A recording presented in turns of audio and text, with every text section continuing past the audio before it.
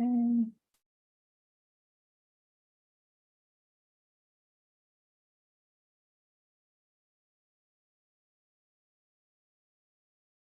Right. We are live. So, great. For anybody joining us live today, thanks for joining. We're love to see you here. This is our weekly live with Astronomer, where we go through something developer focused, how to do cool things with airflow. You may be used to seeing George on these. George is traveling to an airflow meetup today. So you get me instead. I'm Kenton Danis, the lead developer advocate at Astronomer. And I'm super excited to be here and talk about machine learning use cases with airflow and Astro worker queues. So we'll go ahead and dive right into that. Notice I have a guest joining us today. So we're super excited to do one of these guest lives for the first time. Jeff Fletcher, maybe you can start with an introduction to yourself and your background in using airflow. Sure. So hi, everyone. I'm Jeff Fletcher. I'm Director of Field Engineering for Machine Learning at Astronomer.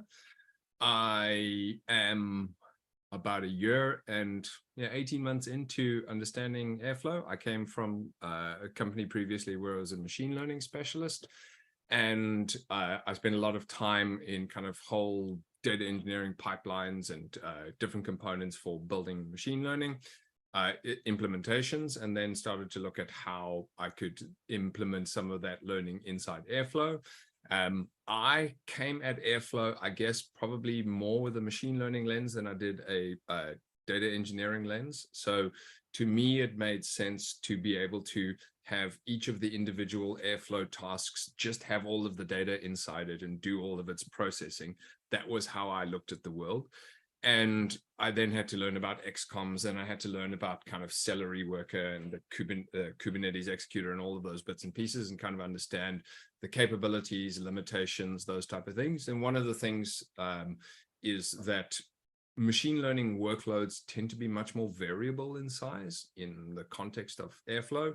So you may have one task that needs very little memory because it's triggering something else, and something else that needs big memory. So my experience of Airflow has been to try and understand the dynamics of building machine learning pipelines with Airflow as the orchestrator.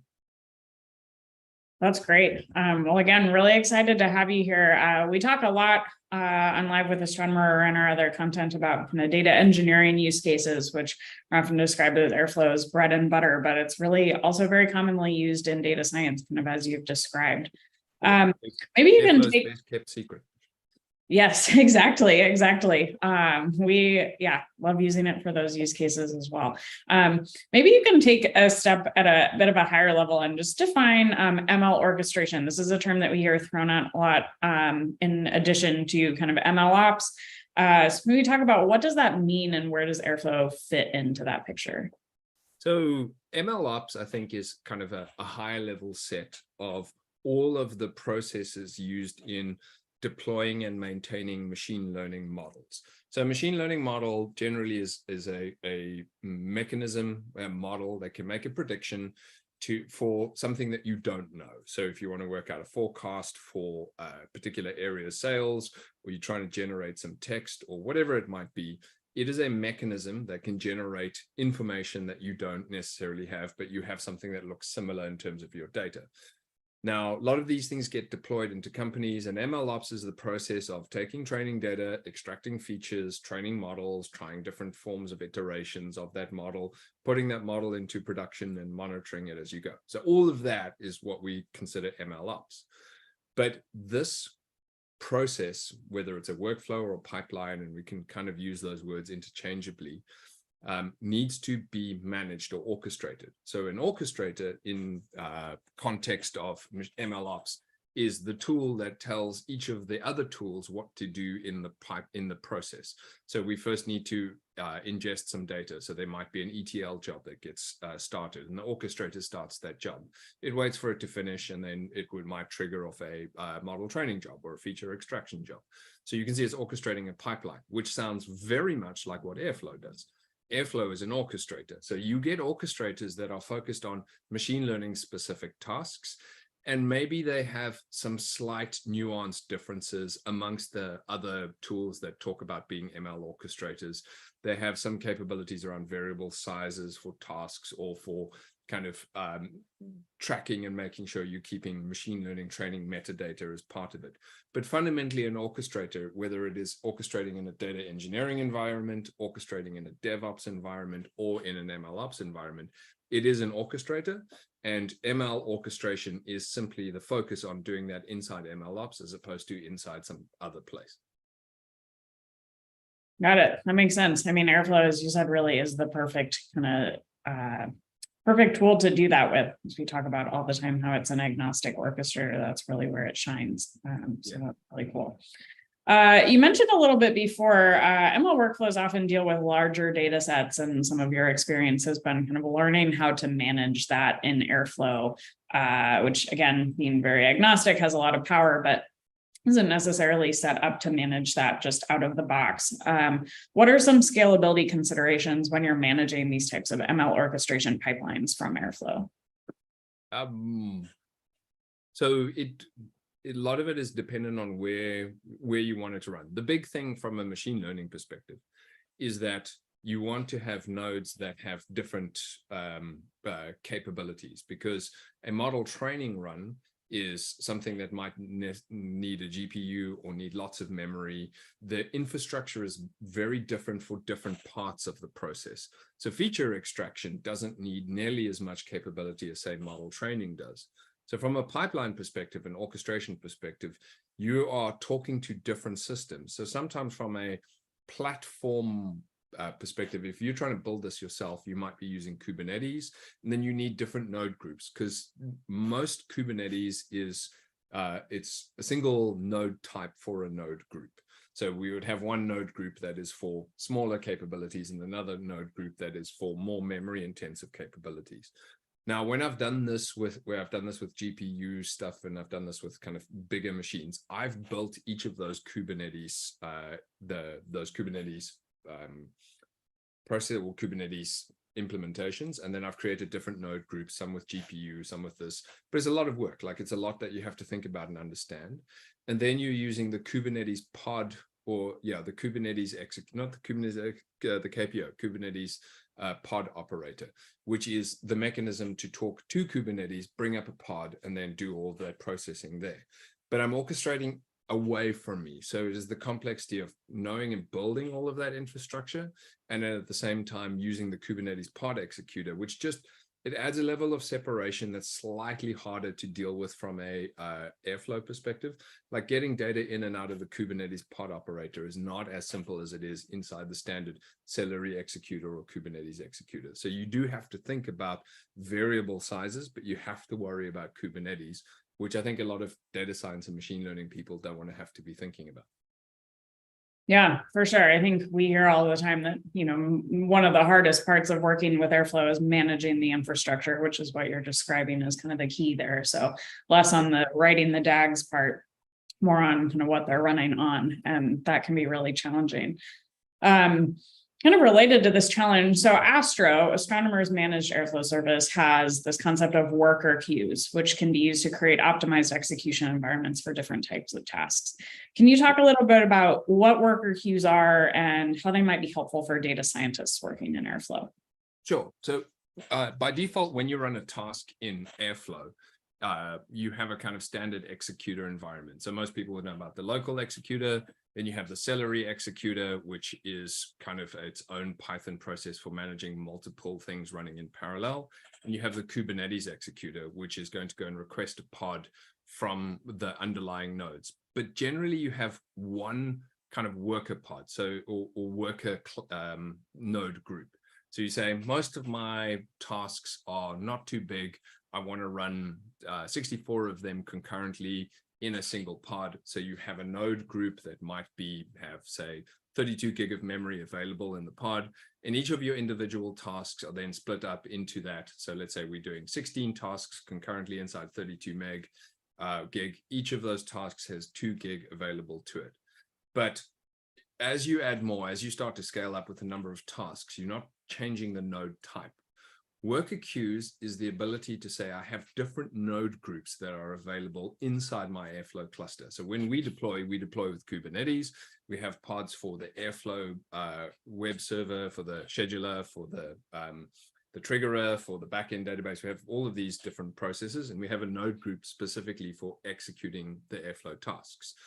But if you want to run something that uses more memory, we have the ability, when you configure the cluster, so what we call a deployment, you can add other node groups to say the types of nodes that come up inside that node group can have much more memory, or they can be CPU optimized, or they can be optimized around different capabilities from the list of available node groups. And what we provide is the ability for those to scale down to 0. So you can have none of them running most of the time, but if you have a specific job that needs lots of memory, you can request it. And what we do is we just add a little capability to all operators, which is a parameter called Q equals, and that maps to the label that you provide inside the deployment, that it knows that this tool, Airflow knows that this task needs to run on a node group that has this label on it. So you can choose what type of infrastructure each task needs to run on a per task basis based on how you've configured it. So in short, it's different node groups running in Kubernetes. Many of them are running at 0 nodes to save on cost, but you can choose to have one allocate and execute your task on that node. That sounds great. Maybe do we have an example that we can show for our viewers to see how this works in action? Sure. Yeah, happy to do that. Okay. So this is a deployment that I did specifically for this demo. So the cleverly titled JF worker queue demo. This, you can see, has 2 worker queues. So but we have a default one. You have to have at least one. So every Astro deployment has a default one, and this is the one that we usually suggest. But you can see it's 16 gig. So it's not going to run anything particularly big. Even if I just have, and if you're using the Celery executor, one of the things that's worth noting is the Celery executor divides the capacity on that node across all of the Celery executed tasks, but it doesn't have infrastructure isolation like Kubernetes does. So one of your tasks, if you're only running one task, it'll have access to all of that infrastructure. So it's not using C groups or any of the clever stuff that Kubernetes does for isolation. It just basically divvies things up and lets things run in parallel. So I have access to 16 gig of memory if I'm running a single task on the default node. But what if I want to run something bigger? So I added another worker queue. So you can just add one. You can choose from the worker type. So these are the node groups that were created and added to this cluster when we built it. You can modify this over time. So it doesn't have to be the same thing all the time. It's not fixed at time of creation of your cluster. You can add and remove and change things. You need to give it a name, which is the queue name, the number of tasks per worker, and then specifically the worker count. So you can see here, we can scale to 0. So right now, these bigger expensive ones don't have anything running because it's not necessarily there at this point. It's not needed at this point in time. So that is my Airflow instance. And I can go to here. So I can go to the Airflow instance, and I have 2 DAGs that I can just talk through to show basically what they're doing. These take a little while to run, so I've pre-run them, and we're just going to read through the logs because the stuff takes a little while to fill up the memory. But let me first go through some code. So here you can see this is a standard kind of task flow based DAG, and I do 2 things. If we go into this, we can have a look. I quite like this new view. This new graph view that lets you actually have a look at this. Yeah, it's very cool. It's like inside. It's pretty great. That's a 2.6 feature for those watching if you haven't upgraded yet. So you can actually come and see the graph inside here on a per run basis. So rather than looking at the overall graph, I actually have stopped going to the graph view now. I just stay in the grid view because it makes my life easier. So I do 2 things. I want to see how much memory is available for me in the task, and then I'm going to try execute something. And then I'm going to do another one here, which is then in the different queue. So see how much memory is available to my task instance, and then try and execute. So you can see that the high mem one runs, but the normal one doesn't. And that's by design. I wanted to break it to see how it would fail.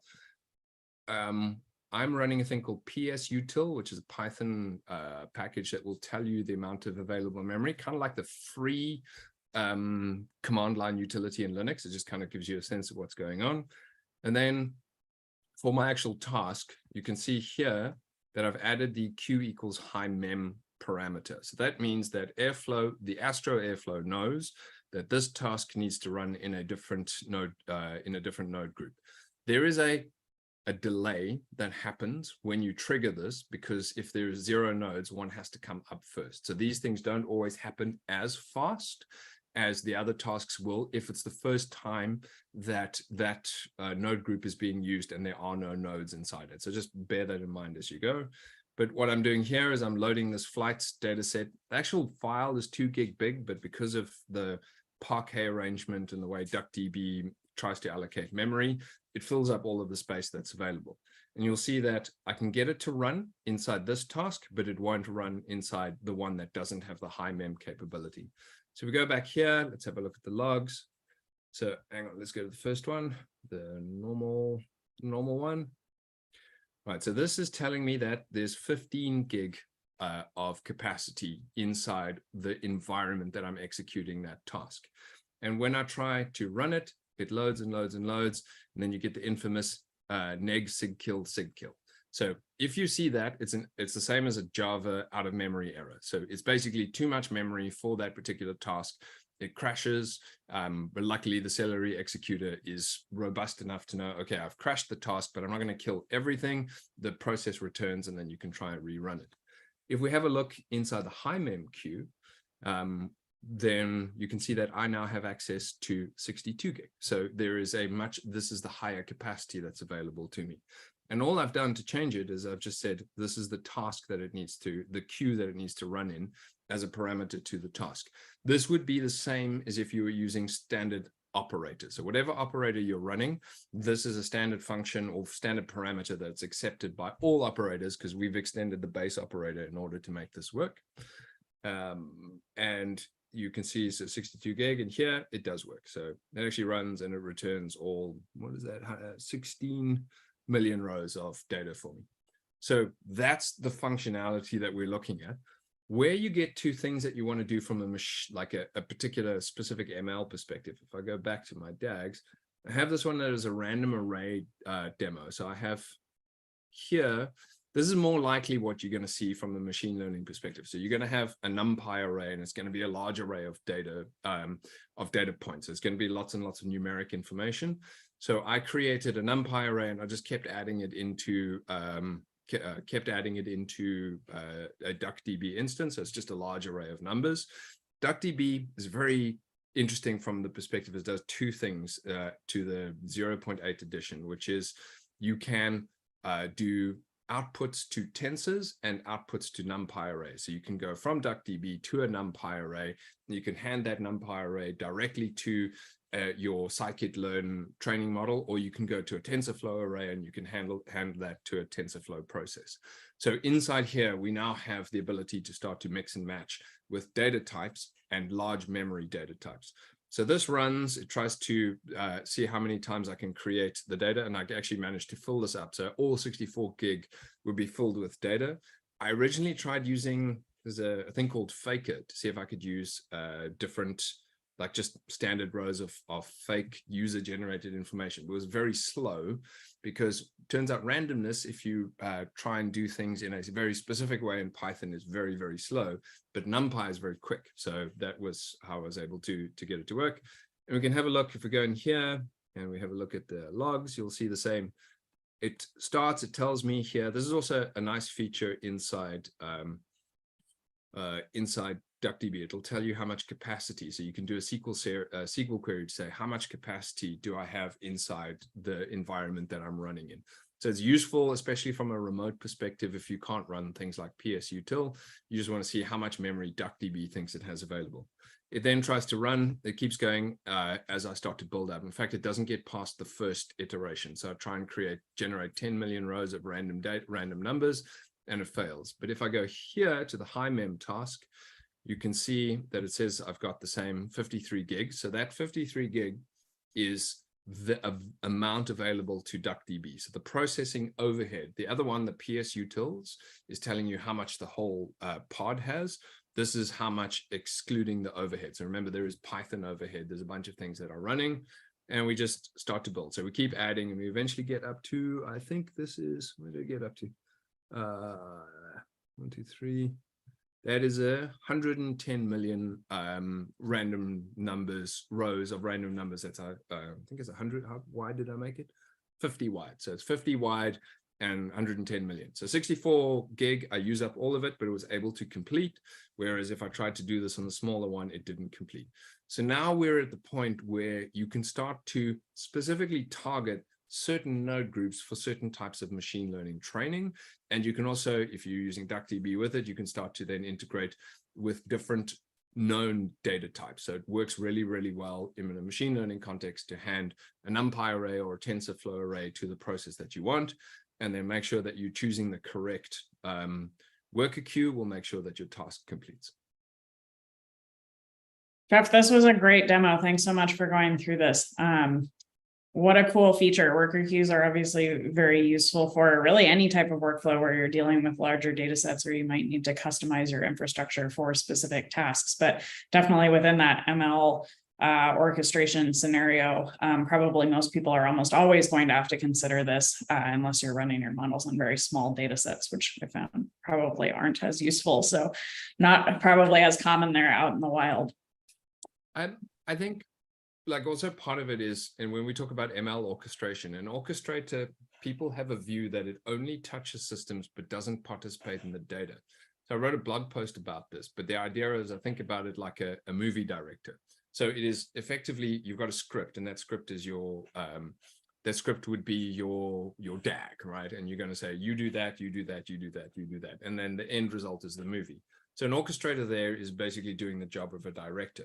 But what Airflow can do is an actor director, so it can actually participate in the workflow as well. And you may have a scenario where you don't have access to something, some type of infrastructure for this. In the Astronomer and Astro environment, you can go and create that node group, and you can actually pull the data in and run it on a big node group and have it go away. So the availability of infrastructure also helps these, where you might get stuck in a place where you don't have another place to run it. So thinking about actually then getting Airflow to execute the task and do the computation rather than just the orchestration starts to add capability to it. Yeah, really, really cool. Well, thanks so much for going through that. As promised, we will always keep these Live with Astronomers short and sweet. So we hope that this was interesting to folks. Throughout, if you're interested in trying out worker queues, check out our website, astronomer.io. You can try a free trial of Astro and you can play around with the worker queues yourself. Or feel free to give us a shout in the comments if you have questions or want to reach out to us and want to get started. But that's all we've got for today. So thanks to everybody for joining us, and we do these Live with Astronomers every week, so tune in next time for more developer focused